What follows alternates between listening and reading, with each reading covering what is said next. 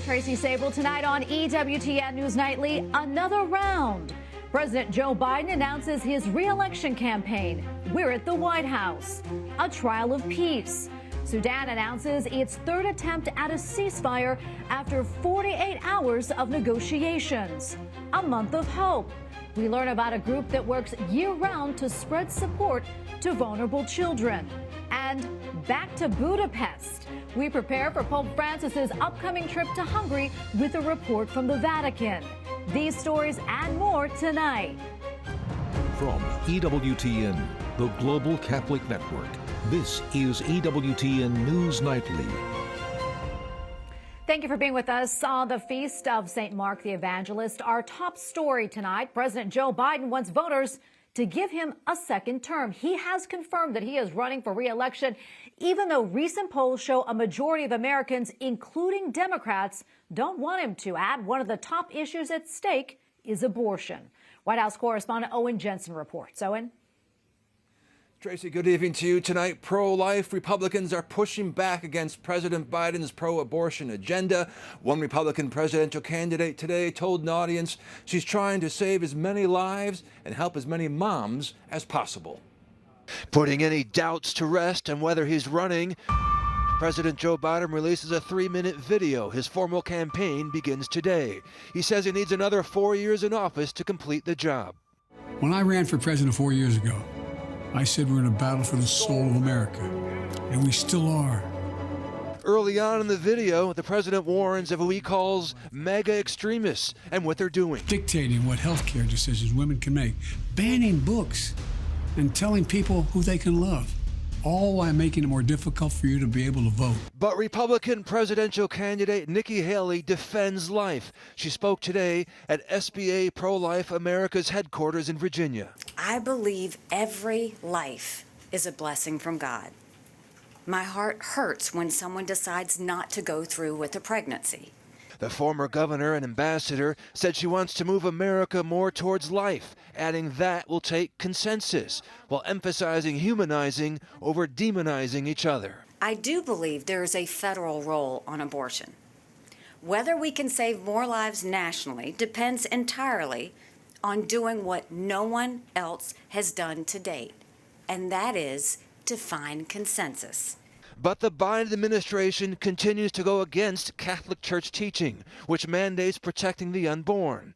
Vice President Kamala Harris has been hitting the road discussing what the administration calls reproductive rights tonight at Howard University. President Biden's re-election bid is also blasted by the GOP. The Republican Party quickly released this rebuttal. Who's in charge here? It feels like the train is coming off the tracks.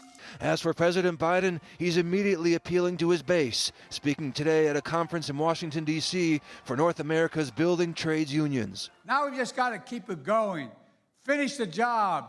We just have to remember who we are. We are the United States of America. Now, back to the race for the White House in 2024. President Biden does face some competition from within his own party, including candidates like Robert F. Kennedy Jr. And meanwhile, the Republican Party field is growing as well in the race for president, led by, of course, former President Donald Trump. At the White House, Owen Jensen, EWTN News Nightly. Well, it is a big week for House Speaker Kevin McCarthy and Republicans as they try to pass their plan to lift the debt ceiling. The speaker claims that his $4.5 trillion plan will cut government spending and set the U.S. on the road to economic stability. The question, though, does he have the votes? Capitol Hill correspondent Eric Rosales has the latest. It really is all about the math. Speaker McCarthy can only lose 5 Republicans in order to pass the legislation without any Democrat support. His plan to hike the debt ceiling $1.5 trillion, but shave $4.5 trillion in spending over a decade. Bottom line, Speaker McCarthy says President Biden and Senate Democrats have to make budget cuts. And our government is designed to find compromise. That's why the House, the Senate, and the White House should be negotiating a responsible debt limit increase right now. But many Democrats say budget cuts are off the table and accuse Republicans of making default more likely. It is almost cataclysmic if we were to default. And even to have the brinksmanship that brings us to the verge of that is so dangerous for our economy. The Treasury Department estimates that Congress has until midsummer to raise the debt ceiling and avoid a default. But West Virginia Democratic Senator Joe Manchin praised the Speaker's efforts, saying in a statement, quote, "I urge President Biden to come to the table, propose a plan for real substantive spending cuts, and negotiate now. Failing to do so may score political points with the extremes of the Democratic Party, but make no mistake, it will be the American people and our nation who will pay the ultimate price." Other Republicans tell me they don't trust the Democrats. They have no intentions of cutting this budget. They have no intentions of helping the American taxpayers. All they want to do is keep power and just give out meal tickets to people so they'll vote for them. Republican Congresswoman Nancy Mace says both sides are at fault. And I just don't understand why we can't have a conversation about how we're going to cut spending, like really cut spending, or balance the budget over the next decade or so and show the American people we're going to be responsible with their tax dollars. Speaker McCarthy is confident that the bill will pass when it hits the floor later this week, but it must first pass a Rules Committee later tonight. At the Capitol, Eric Rosales, EWTN News Nightly. A 3-day ceasefire has begun in Sudan. This as several countries, including the United States, has removed diplomatic personnel from the African nation.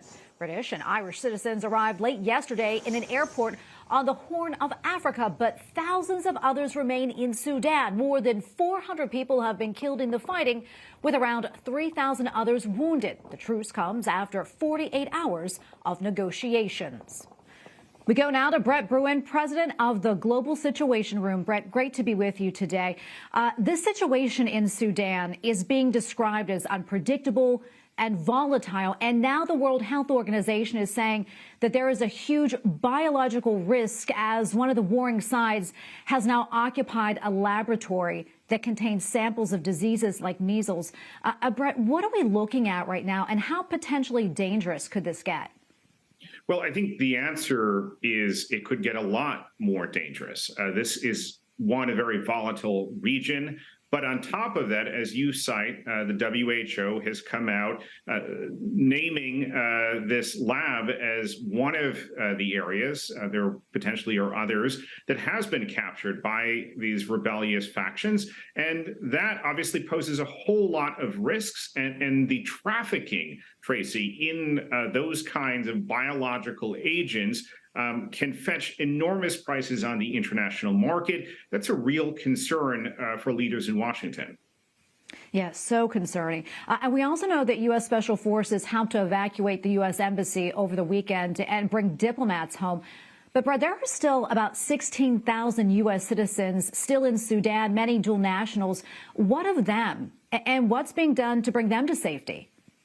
Well, Tracy, this is part of a pattern that we've seen, whether it was in Afghanistan, also in the run-up to the war in Ukraine, where the Biden administration has somewhat detached themselves from the sense of responsibility for getting all Americans out, or at least as when I was a diplomat in the Foreign Service, we made every effort to get diplomats out. So this is concerning that we did only pull out those official Americans, because there are thousands of Americans, as you mentioned, who are left behind. And while, yes, some may have family ties or personal ties, there are a lot who are simply aid workers, who are missionaries, who are doing other important humanitarian support for the country, and we gave them no notice. Yes, the White House will say there was a general warning of do not travel, but we have that on lots of countries. We've got to go back and get them. Yeah, and other countries like France, I know, they're pulling their citizens out of Sudan. So why is the U.S. not doing the same, Brett? I think the short answer is politics. After the attack on our consulate in Benghazi, Libya, we've just been a lot more risk averse. And so both the Trump administration, but also the Biden administration, have not wanted to take the kind of risks that we used to. I did an evacuation of Americans in 2004 in Abidjan, Ivory Coast. The conditions there was open fighting in the streets. There were 10,000 or tens of thousands of protesters. It wasn't a permissive environment, and yet we went in, We got people out because that is what in the diplomatic service we were trained to do. So what do you think the U.S. and the international community should do right now, what we're seeing play out in Sudan? How should they get more involved? Well, the first thing is we obviously do have leverage. This 72-hour ceasefire that was negotiated both by the U.S. as well as other international partners shows that we can impose, to a certain extent, the international community's will. We ought to do that to try and get more civilians, certainly our citizens, to safety, because it's in nobody's interest, neither the Sudanese army nor the rapid security forces, to be in a situation where foreign civilians are killed. Obviously, we want to prevent any kind of human life, but I think we impress upon them the importance of preserving human life and certainly giving us a chance to get as many civilians out of harm's way as possible. Brett, we have about 30 seconds left or so. Final thoughts. I think we have to continue to press both in Congress as well as on the administration side to do more, to get back in there and to get our people out so that we avoid another potential humanitarian tragedy. Brett, thank you so much for your time today. We appreciate it. Always appreciate your insights. Thanks again. Well, the president of Guatemala was welcomed in Taiwan today by President Tsai Ing-wen. En especial en la cooperación en áreas como salud, economía, comercio e infraestructura básica. During his official visit, Guatemala's President Alejandro Giammattei asked other governments to respect Taiwan's sovereignty. His remarks come as China steps up its efforts to isolate the self-ruled island. China says that it will unite Taiwan to its mainland by force if necessary. Protesters in Paris voiced their frustrations on Monday against French President Emmanuel Macron's pension reforms.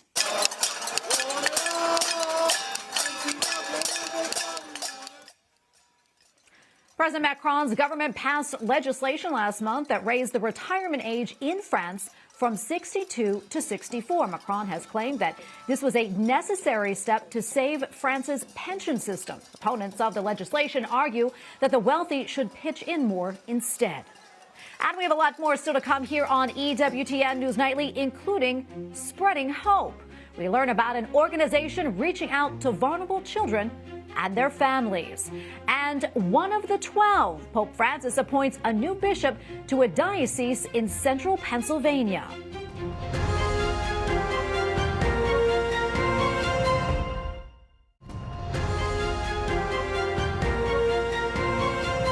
The governor of North Dakota signs a bill banning nearly all abortions. Governor Doug Burgum says the measure refines and reaffirms North Dakota as a pro-life state. The new law, which is one of the strictest abortion bans in the U.S., is set to go into effect immediately.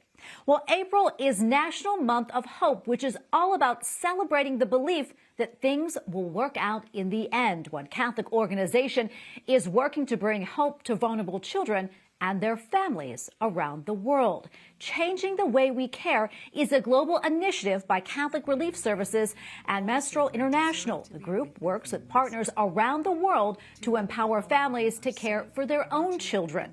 The organization is currently active in India, Kenya, Moldova, and Guatemala. And joining me now is Erica Dahl-Bredine, Director for Global Influence, Learning, and Engagement for Changing the Way We Care. Erica, great to be with you today.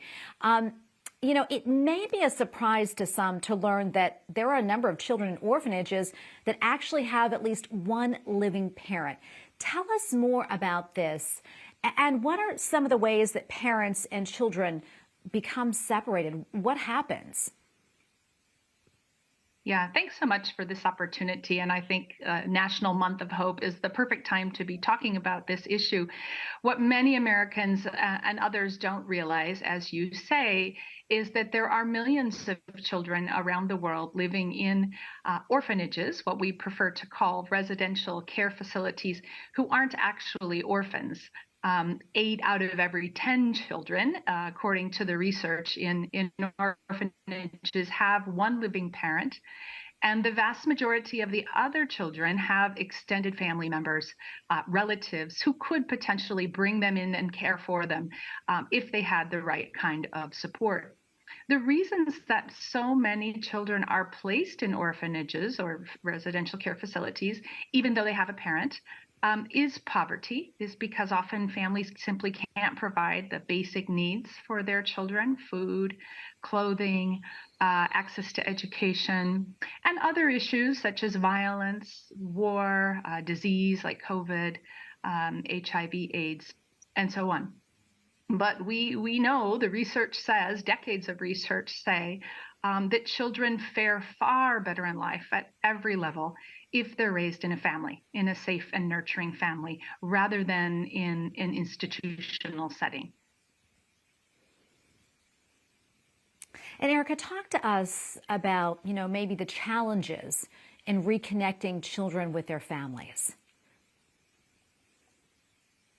Yes, it's not an overnight process by any means. The good news is there are many organizations out there, faith-based and secular, like Changing the Way We Care, that are working to support and empower families and communities so that children can be reunited from residential care facilities back into their families, and also to prevent more children ultimately from being placed in orphanages. And we do that in a variety of ways. We're working very closely with many orphanages in those countries that you mentioned, for example, helping them to gradually reunify children with their families. That means taking the time to try to trace those families, to do extensive case management with those families to make sure that the environments are safe and nurturing and ultimately are in the best interests of those children. And then after reunifying them, to gradually begin transforming their institutions away from providing residential care and turning themselves into essentially family support and community centers. And so that can involve providing services to children with disabilities, which is another big group of children that are represented in orphanages.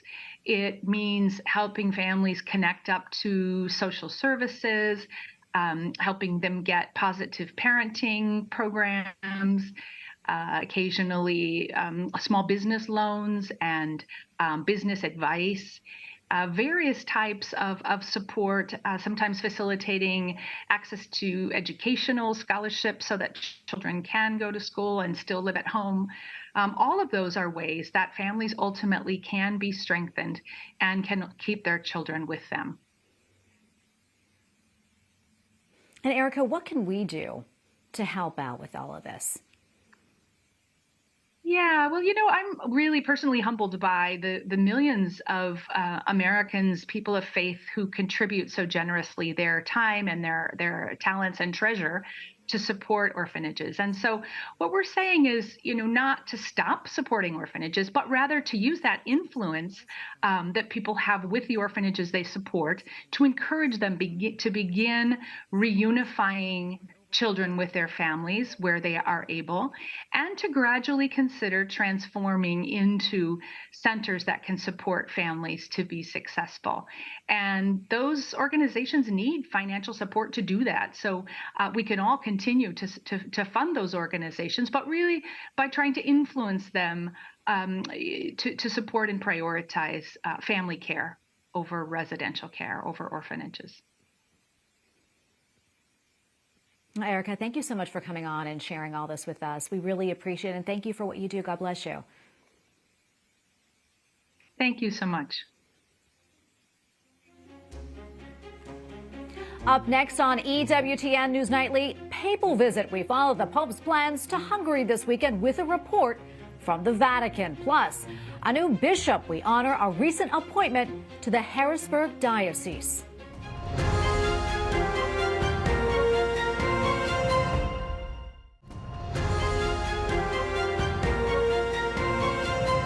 Pope Francis has appointed a new bishop for the Diocese of Harrisburg. Bishop Timothy C. Sr. now serves about 200,000 Catholics in the central Pennsylvania diocese. In a statement, the bishop thanked Pope Francis for his confidence and trust. The bishop has served as an auxiliary bishop of Philadelphia since 2009. The Hungarian Ambassador to the Holy See recently spoke to EWTN Vatican Bureau Chief Andreas Thonhauser about the Holy Father's 3-day trip. He says Pope Francis will most likely renew his call for peace in the majority Catholic country. We're here in Rome, right in front of St. Peter's, and we're joined by His Excellency, Ambassador to the Holy See, Eduard Habsburg. He's the Ambassador to the Holy See for Hungary. Thank you so much for being with us. And we know that the Pope shortly will be traveling to Hungary again in a very short time. Why is that? Of course, I want to believe that he does it because he loves the Hungarians so much. But I think he had a very good impression when he came 2 years ago for short 7 hours at our Eucharistic Congress. The Hungarians must have left a lasting impression on him. Finally, I think that we have many topics in common. The Pope feels that in many sectors of today's world, you can have a dialogue with Hungary. So I'm looking forward to this visit and to his meetings with Hungarians, but also with our politicians. What kind of church will the Holy Father find when he comes to Hungary? Hungary likes to say we're a Christian nation. We're a Christian nation since 1,000 years. Hungary battles with all the secular problems that you have in the church everywhere in the world. But when the Pope came for the Eucharistic Congress, 300,000 Hungarians walked the streets of Budapest, walking behind the Blessed Sacrament. So it is really a Christian nation. He will find a nation that has a strong Catholic population, but also a strong and very visible Calvinist, Reformatus population, and also one of the most vibrant Jewish communities in Europe right now. So I'm sure it's going to be a very interesting visit. Hungary is also a neighboring country to Ukraine, where a war is raging on European soil. What are you expecting of what effect will the Pope's visit have also in this regard? I'm pretty certain that the Pope will renew his call for peace, his call for immediate ceasefire, and he knows that Hungary is very close to him in this, because Hungary is also clearly asking for immediate ceasefire, peace negotiations, and the Pope knows that Viktor Orban, our Prime Minister, and he are very much on one line on this topic. So this is going to be a topic at the visit, I'm sure. Allow me at the end also a personal question. I know that you're about to publish a new book. It's called The Habsburg Way, also in reference to the family that you're coming from. Just a few words to that book. Thank you very much for asking. It's a fun little book that is not simply a history of the Habsburgs, but it's also trying to explain our 7 principal values and proposing them for the world of today that has perhaps gone lost a bit. And that's why I call it 7 Rules for Turbulent Times. Eduard Habsburg, Ambassador to the Holy See for Hungary, thank you so much for your time. A pleasure. And we thank you for watching tonight. Remember, you can follow us on social media, Facebook, Twitter, and Instagram at EWTN News Nightly. I'm Tracy Sable. Good night, and God bless.